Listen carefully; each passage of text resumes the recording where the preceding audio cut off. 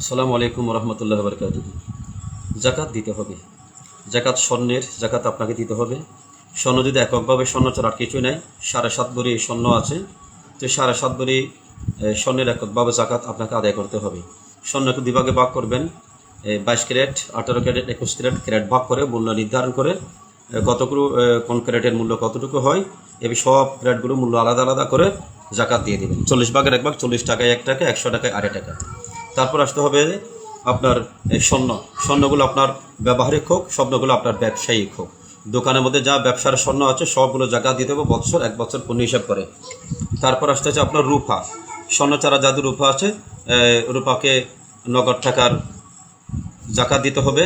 আপনাকে রূপা 52.5 ভরি রূপার দামের সাথে মিলিয়ে যা হোক।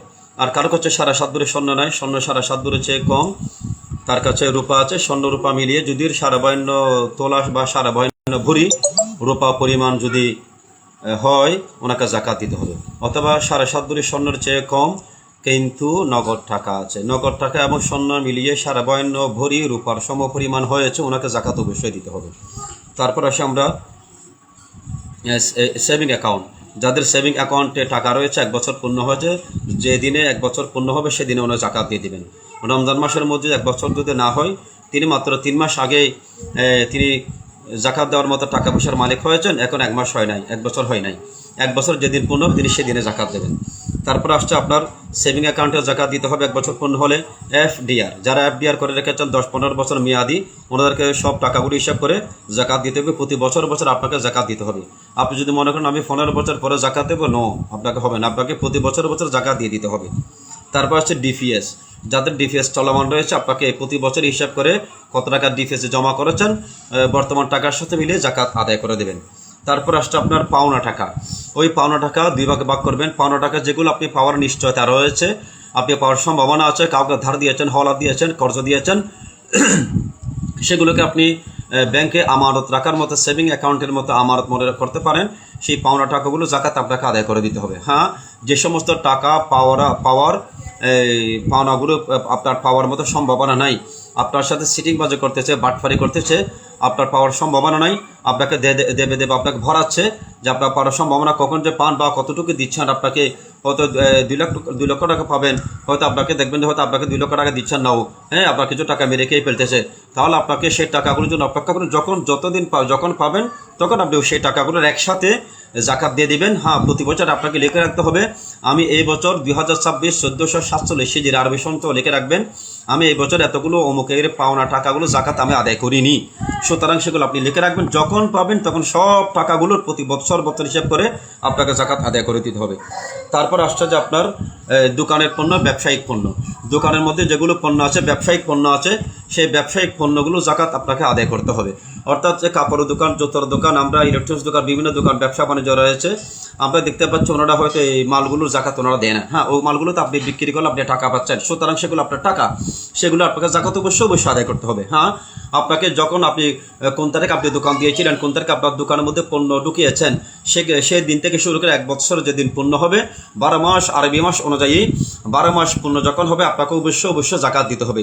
প্রয়োজনে 1 দিন 2 দিন ব্যবসা বাণিজ্য না করে সব পণ্যগুলোর আলাদা আলাদা হিসাব করে কত টাকা আপনার ওখানে ক্যাপিটাল আছে, কম আছে, সেই ক্যাপিটাল অনুযায়ী আপনি জাকাত অবশ্যই আদায় করে দেবেন। অর্থাৎ আপনার দোকানে যা সামগ্রী আছে, বিক্রি করার মতো যা পণ্য আছে, সব বিক্রিলব্ধ পণ্যগুলোর আপনাকে জাকাত আদায় করতে হবে। হ্যাঁ, দোকানের ডেকোরেশন যত কোটি টাকার হোক না কেন, আপনাকে জাকাত দিতে হবে না। ব্যবহারের গাড়ি, যত কোটি টাকার ব্যবহারের গাড়ি আপনি ব্যবহার করেন, যেমন হেলিকপ্টার, বিমানে যদি আপনার ব্যবহারযোগ্য থাকে, সেটা জাকাত দিতে হবে না। কিন্তু যদি সেগুলো ভাড়ায় চালিত, যদি রিক্সাও যদি হয়ে থাকে, আপনার প্রতি মাসে প্রতিদিন আপনাকে ইনকাম দিচ্ছে, সেই ইনকামের গাড়ির আপনাকে জাকাত দিতে হবে। যদি নেশাব পরিমাণ হয়, আপনাকে অবশ্যই জাকাত দিতে হবে, যদি বা রিক্সা ঠেলা গাড়ি হয়। তারপর আমরা আসছি, আপনাকে অবশ্যই দিতে হবে ওই সমস্ত টাকার যে সমস্ত পাওনা টাকার নাই, পাওয়ার সম্ভাবনা নেই, আগে বলেছিলাম। তারপর আসছে যে দামি বিভিন্ন গাড়ি, ব্যবহৃত পণ্য এবং এই সমস্ত জিনিসপত্রের জাকাত দিতে নেই। তারপর আসছে যে আপনার যাদেরকে জাকাত দিতে পারবেন না, কাকে পারবেন? শিশু, নাবালেগ শিশু, অপ্রাপ্তবয়স্ক শিশুর হাতে জাকাত দিলে জাকাত আদায় হবে না, এটা মনে রাখবেন। অপ্রাপ্তবয়স্ক শিশুর হাতে জাকাতের টাকা দিলে জাকাতের ওই টাকা আদায় হবে না।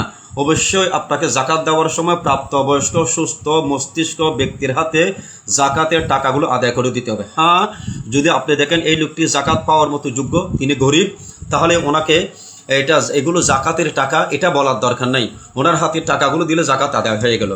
তারপর আমরা আসছি যাদেরকে আপনি জাকাত দিতে পারবেন না, 1 নম্বর বললাম শিশু। তারপর আমরা আসছি ফিতা এবং মাতার দিক থেকে আসল।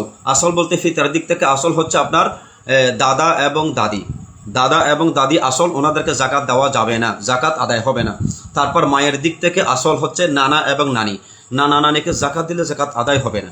তারপর আসছে যে নিজের আসল হচ্ছে সন্তান সন্ততি, আপনার পুত্র সন্তান কন্যা সন্তান, ওনাদেরকে জাকাত দিলে আদায় হবে না।